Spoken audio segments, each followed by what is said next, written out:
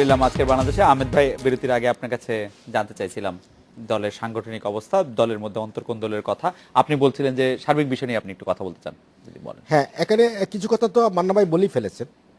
মির্জা ফখরুল সাহেবের যে বক্তব্য যেটা বেরিয়ে আসছে যে হতাশ না হওয়ার জন্য আহ্বান জানিয়েছেন। আমি এক্ষেত্রে একটি প্রবাদ আছে যে ঠাকুর গড়ে কেড়ে কলা আমি খাই না। মির্জা ফখরুল সাহেবের বক্তব্য দিয়ে এটাই প্রমাণিত হয়েছে যে বিএনপির নেতা কর্মীরা হতাশায় নিমজ্জিত। এক, দ্বিতীয়ত ভাই যেটা বললেন যে আমাদের কোনো ক্রেডিবিলিটি নেই। জাতিসংঘে গেলেন, জাতিসংঘের মহাসচিব বান কি মুন তিনি তো আপনার পিসকিপিং মিশনে যে বাংলাদেশের যে অবদান ভূমিকা এটা তিনি প্রশংসা করেছেন। এটা আমাদের কোনো অর্জন নয়, এটা উনি উনার চোখে এক। আর সেখানে সাইডলাইনই কথা হয়।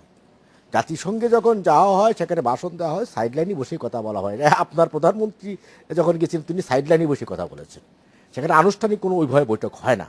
তো নরেন্দ্র মোদী প্রধানমন্ত্রী ভারতের তিনি বলেছেন যে কথাটা ওই জাতিসংঘে প্রধানমন্ত্রীর সামনেই বলেছেন যে বঙ্গবন্ধু বাংলাদেশ সৃষ্টি করেছেন আর আপনি প্রধানমন্ত্রী শেখ হাসিনা বাংলাদেশ রক্ষা করেছেন। এটা কি আমার অর্জন নয়? এটা কি আমার রাজনৈতিক অর্জন নয়? এটা স্বীকৃতি নয়? আজকে পার্লামেন্টারি কমনওয়েলথ পার্লামেন্টারি অ্যাসোসিয়েশনের, কিন্তু আপনার কাছে কি মনে হয় না যে এটা দুই দেশের দুইটি প্রধানমন্ত্রীর একটি খুব স্বাভাবিক বার্তা বিনিময়? কিন্তু এটা হচ্ছে রাজনৈতিক। আপনার আহমদ আজম ভাইদের চোখে আমরা কিছুই অর্জন আমাদের নেই। এক, কমনওয়েলথ পার্লামেন্টারি অ্যাসোসিয়েশন যেটা, এটার চেয়ারম্যান হয়েছেন আমাদের মাননীয় স্পিকার, এটাও ইলেক্টেড হয়েছেন। এটা আমাদের অর্জন নয়। কাজেই তাদের চোখে সবই আমাদের ছিল, বাট জনগণের কাছে আমাদের অনেক অনেক বেশি অর্জন আছে। ইন্টারন্যাশনালি আমাদের অনেক অনেক অর্জন আছে। জনগণের কাছে যে এটা আছে সেটা কি করে বুঝেন? এখন ধরেন নিশ্চয়ই আছে জনগণের কাছে। বোঝার মাপকাঠিটা কি? বোঝার মাপকাঠি দেশ শান্তিতে আছে, দেশে উন্নয়নের গতি দ্বারা এগিয়ে যাচ্ছে, আমরা এগিয়ে যাচ্ছি, আমাদের প্রবৃদ্ধি বাড়ছে। আমার এখন 14 লক্ষ মেট্রিক টন আমার রিজার্ভেশন খাদ্য। আপনি যদি বলেন $21 বিলিয়ন আপনার এখন বৈদেশিক মুদ্রার রিজার্ভেশন, আপনি যদি বলেন $30 বিলিয়ন রপ্তানি বাণিজ্য ইনকাম হচ্ছে। এগুলি দিয়ে কি জনগণের চাওয়া বা গণতান্ত্রিক চাওয়ার মানে প্রকাশ পাওয়া যায়? আপনাকে উল্লেখ করতে চাই যে কোনো দেশের উন্নতি হয়েছে 5 বছর হয়ে যায়নি, 10 বছর হয়ে যায়নি। এটি স্বাভাবিক একটি কন্টিনিউশন। আপনি যদি বলেন চীন আজকে যে জায়গায় আসছে, আজকে চীন তো এখন দেখলাম যে অর্থনৈতিকভাবে আমেরিকাকেও অ্যাক্সিড করেছে। এটা একদিন হয় নাই। মাও সেতুংয়ের সময় চীন এরকম ছিল না, ইভেন চোয়েল লায়ের সময়ও ছিল না। তার মানে একটি দেশ মানে উন্নয়নের জন্য ধারাবাহিকতা দরকার, রাজনৈতিক স্টেবিলিটি দরকার। মানে আমার দেশের এখনকার অবস্থাটা কি আমাদের দেশের রাজনৈতিক স্টেবিলিটি ছিলই না। এখন কি 75-এর বঙ্গবন্ধুকে হত্যার পরে এখন কি স্থিতিশীল? হ্যাঁ, স্থিতিশীল, স্টেবল। মানে কেন এরকম হচ্ছে? এখন বাংলাদেশে স্টেবল পজিশন আছে। মানে ইলেকশন নাই, মানে ইলেকশন তো হয়েছে। মানে ইলেকশন একটা হয়েছে। সেটা বিএনপি যদি ইলেকশনে না আসে সেখানে কি আমি বসে থাকবো? দেশ কি বসে থাকবে?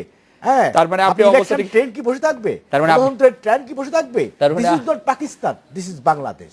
তার মানে আপনি বলতে যে এটা আমি বলি যে বঙ্গবন্ধু কন্যা প্রধানমন্ত্রী শেখ হাসিনা তিনি কিন্তু সবচেয়ে বেশি কঠিন চ্যালেঞ্জগুলো মোকাবেলা করেছেন। আপনি দেখেন বঙ্গবন্ধুর হত্যার বিচার হবে, এটা কিন্তু এই দেশের মানুষ বিশ্বাস করতো না, এটা তিনি করেছেন। আপনি বলেন এমনকি পিলকানায় বিডিআর কিলিং যেটা হয়েছে সেটার বিচার হয়ে গেছে, এটা তিনি করেছেন।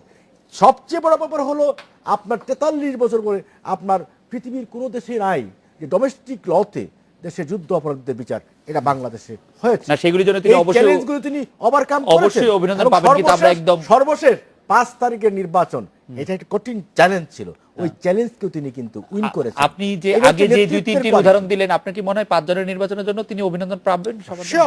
আচ্ছা, আপনাকে ধন্যবাদ। আজম ভাই, আপনি খুব উস্কুস করছিলেন, আপনি যদি আপনার মূল্যায়ন বলতেন। আমার মূল্যায়নটা হলো, সর্বশেষ কথাটা দিয়ে আমি শুরু করি, যে একজন রাজনৈতিক কর্মী হিসেবে, এদেশের একজন সাধারণ নাগরিক হিসেবে আমি মনে করি যে ব্যক্তি, গোষ্ঠী, রাজনৈতিক দল বা জনগোষ্ঠী 5 জানুয়ারির নির্বাচনকে বলবে যে ওটা একটা নির্বাচন, আমি মনে করি তার দেশপ্রেমের ছিটে ফোটাও তার ভেতরে বা ওই জনগোষ্ঠীর ভেতরে থাকতে পারে না। কারণ 5 জানুয়ারি এরকম একটা কলঙ্কিত নাটক, এটাকে নির্বাচন বলাই যায় না, একটা নাটক, একটা তামাশা।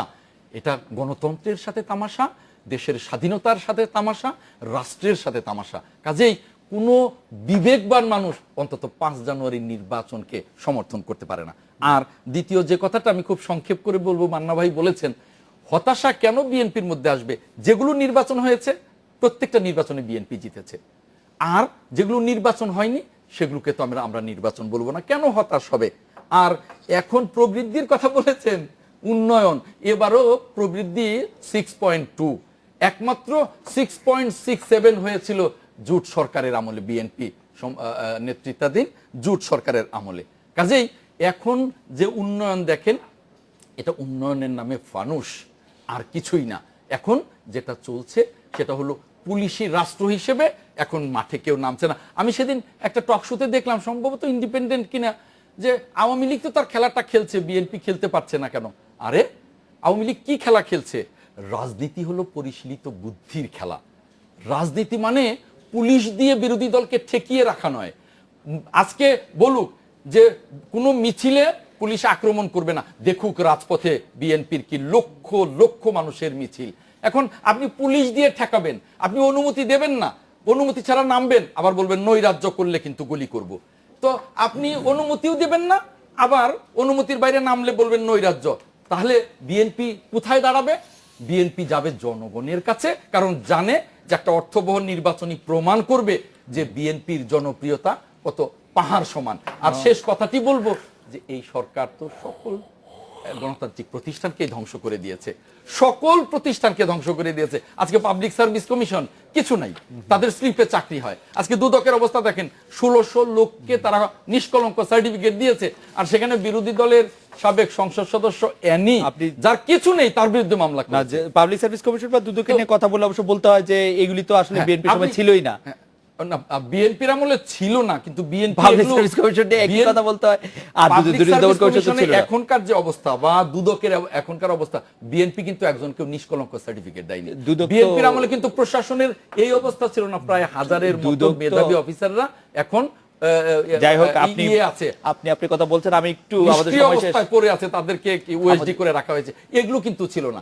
আজকে ব্যাংকগুলো লুটপাট করে শেষ করে দেওয়া হয়েছে। আমাদের সময় একেবারেই শেষ হয়ে যাচ্ছে, সেজন্য মান্না ভাইয়ের কাছে আমি 1 মিনিট একটু শুনতে চাই যে আজম ভাই এবং আহমেদ হোসেন ভাই যে ক্লেমগুলি করলেন, সেই ক্লেমগুলি আমরা সবসময় শুনে থাকি, কিন্তু আমার কাছে মনে হয় না যে জনগণ খুব তাদের ক্লেমকে এখন আর আস্থায় রাখেন। আপনার কাছে কি মনে হয় যে 5ই জানুয়ারির পরে যে সরকার ক্ষমতায় আছে এরা অনির্বাচিত, যে বিরোধী দল ছিল সেটা যা করতে চেয়েছে সেক্ষেত্রে পরাজিত, সেই কারণে বিপর্যস্ত, বিধ্বস্ত, রিগ্রুপিং করার চেষ্টা করছে, আবার তার আক্রমণ রচনা করবে।